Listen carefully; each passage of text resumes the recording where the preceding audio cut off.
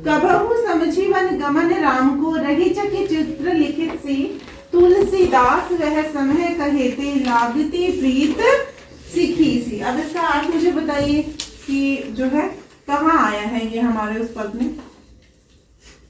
गीतावली के कितने पद हैं हमारे इसमें? दो। तो ये दूसरे वाले पद से है? पहले पद से पक्का? नहीं, मुझे तो लग रहा है।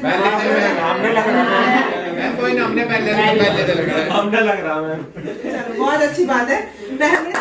पहले से ही लगना चाहिए, दूसरे से नहीं लगना चाहिए, क्योंकि दूसरा हमारा था राघव एक बार फिर आओ।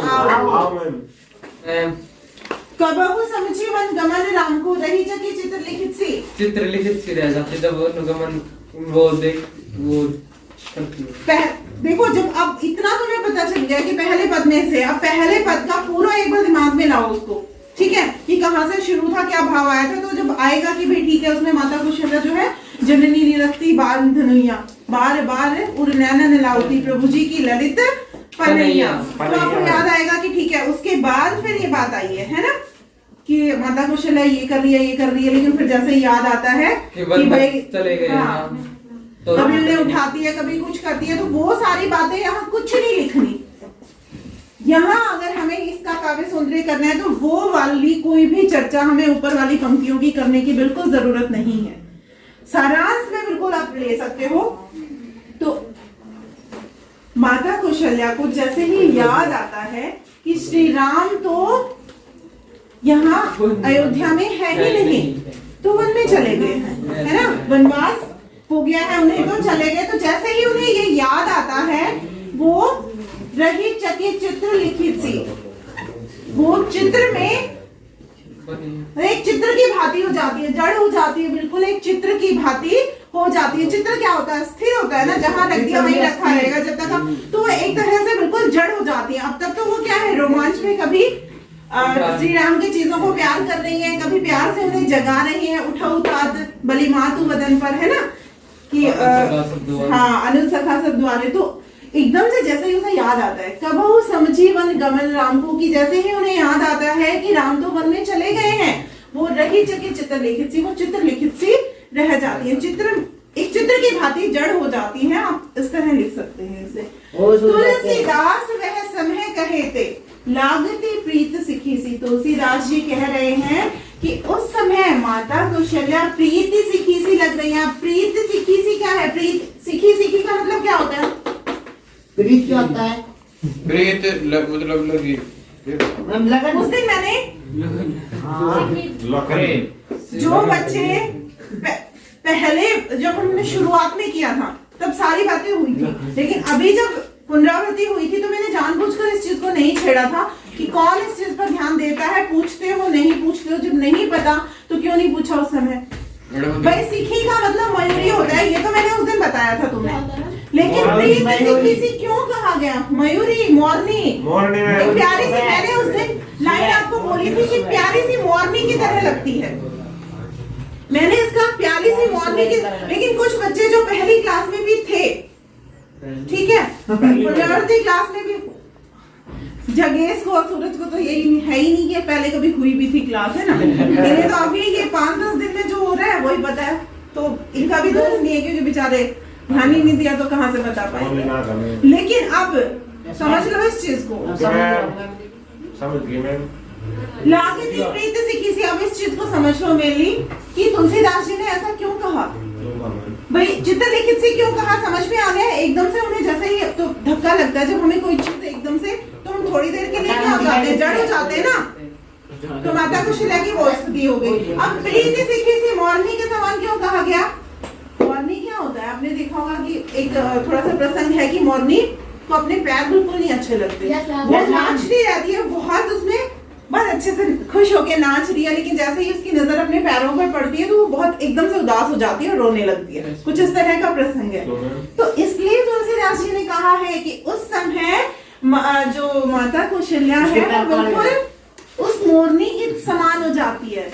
समान, यहाँ सीखी सी समान। मैंने उस दिन की प्यारी सी मोरनी, लेकिन किसी ने उस दिन भी नहीं बोला, अभी भी पूछने का कोई वो नहीं है। थोड़ा मुझे लगा कि थोड़ा सा तो दिमाग में कम से कम उस समय का आएगा बेटा, थोड़ा सा ध्यान दिया करो, ठीक है ना। तो अब समझ में आ गया कि क्यों कहा है तुलसीदास वह समय कहते लागिती प्रीत सीखी।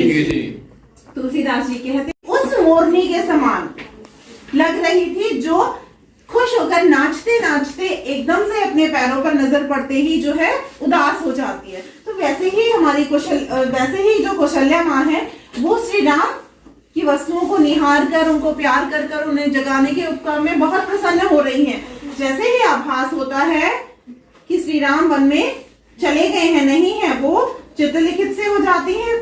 उसको आप खोलकर भी लिख सकते हो, जितना आपको है, अगर एक्सप्लेन अच्छे से कर सकते हो ना तो इस शब्द को इस तरह भी लिख सकते हो।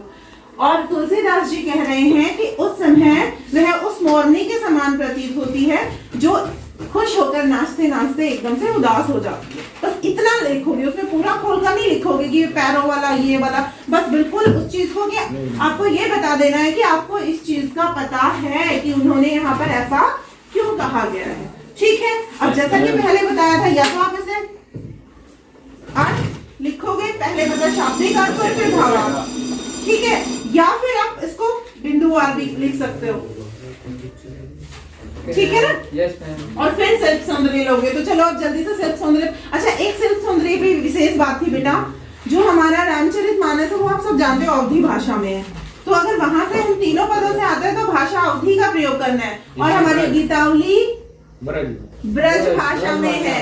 तो यहाँ पर ब्रज भाषा हाँ ब्रज भाषा का प्रयोग हुआ है, ठीक है।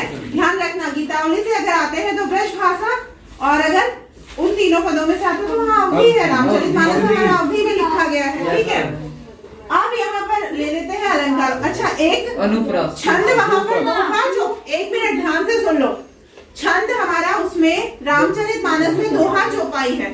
तो मेनली जो ऊपर वाली हमारी सारी किसी भी पद की ऊपर वाली लाइनों में से आता है तो वो हमारी चौपाई है, और नीचे जो दोहा नीचे दे रखा है हर उसमें, है ना, ध्यान रखिए ये चीज। अब आते हैं अपने अलंकारों पर। तो यहाँ पर रही चकी चित्र लिखित सी निकाल कर रख दोगे नीचे, और कौन सा है, बहुत अच्छे अलंकार, ठीक है। रही चकी चित्र लिखित सी उपमा अलंकार का सुंदर प्रयोग है। फिर नीचे यहाँ भी उपमा है, ठीक है। ये हमारा हो जाएगा। आप देख लो एक बार, अनुप्रास भी अगर कहीं है तो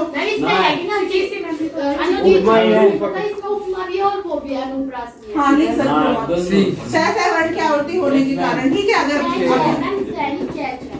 चे नीचे ऐसे ही फिर सीखी सीने से ऐसा हो रहा है। और यहाँ पर मेनली देखो, यहाँ आपको उपमा अलंकार निकाल कर लिखना ज्यादा जरूरी है। अनुप्रास ना भी लिखोगे तो अगर वहाँ आपने उपमा लिख दिया तो एकदम को अपने आप पता चल जाएगा कि बच्चे को अलंकारों पर पकड़ है, ठीक है। चलिए आज के